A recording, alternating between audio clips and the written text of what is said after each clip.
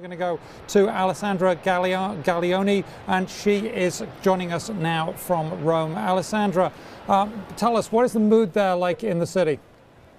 Oh, well, I mean, it's crazy. You see the images from St. Peter's Square. It is just packed. As soon as the white smoke started coming out, the people that were in the side streets of the square crammed into the square, sort of stretching their necks to look at the smoke. At first, people were a little concerned it might not have been white, but then it was definitively puffs of white smoke announcing the new pope. Although, of course, we don't know who it is, and that's going to take quite a few minutes, up to an hour, actually, because the new pope has to do lots of rituals before coming out and greeting the crowd for the first time.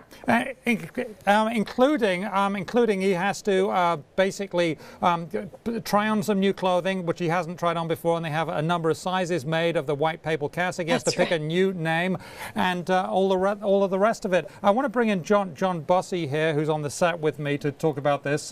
John, this big day. Yeah, it is. You know, in Alessandra, I'm kind of wondering, given the fact that this happened fairly quickly, that they chose a new pope, what is that likely to say about the person that they chose? There are a lot of stresses and strains within the Catholic Church right now. They've had some scandals. The role of women is in question in the Church. These are all men who chose the latest male pope. And there's a lot of structural issues within the Church. A bit of concern that perhaps it's too centered and too bureaucratic in Rome for what is a church that's growing quickly in Latin America and Africa. So who's likely to have been chosen given all of those stresses and issues? Well, that's a $1 million question, and I don't even know that they discussed all those issues, John. But what it means, the fact that he was only elected after 5 votes, means that the cardinals were in some agreement going into the Sistine Chapel. Remember, they've had more than a week to in the pre-conclave congregations to discuss this. If it's done so quickly, it means that this is someone that the cardinals rallied around. And so that could mean that, you know, there are certain issues that are important for the church, as you say, and prime among them is reforming the Curia, the Vatican administration. So there are a number of frontrunners, or those considered frontrunners, who are seen as people who are from outside the Curia and were more likely, therefore, to be able to kind of go in and shake it up. So it could mean that that's the type of the new pope fits that definition. And you know, there were 4 cardinals essentially who were popable, the most popable going in. An Italian, a Brazilian, and an American were three of the ones who were considered popables. But really, we just have to wait a few more minutes to see who it is. Okay, and we're of course waiting on that. And there's the crowd. Is the weather nice outside? It is March, of course, so it could be a bit chilly there. Alessandra, tell us what it's like waiting in the square.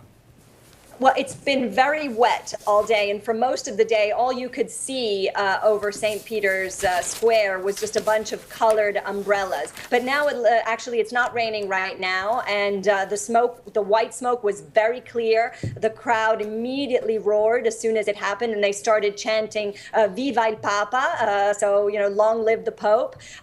They also started singing the Italian national anthem, which was sort of a little bizarre, but and everybody's just waiting. So what happens now is a top church official, one of the cardinals, will come out and say, "Habemus Papam," we have a pope, and then shortly thereafter, the new pope will come out and address the crowd. Now, when the pope addresses the crowd, what sort of things is it typical for a pope to say? Is it a blessing? Is it a thank you? Is it a statement of policy? It's more of a blessing. I mean, it's the first impact with the crowd, and of course, it will depend on you know the type of person it is. You know, John Paul II, you know, famously made a joke about being Polish, you know, and sort of asking people to forgive him for not you know for the way he spoke Italian.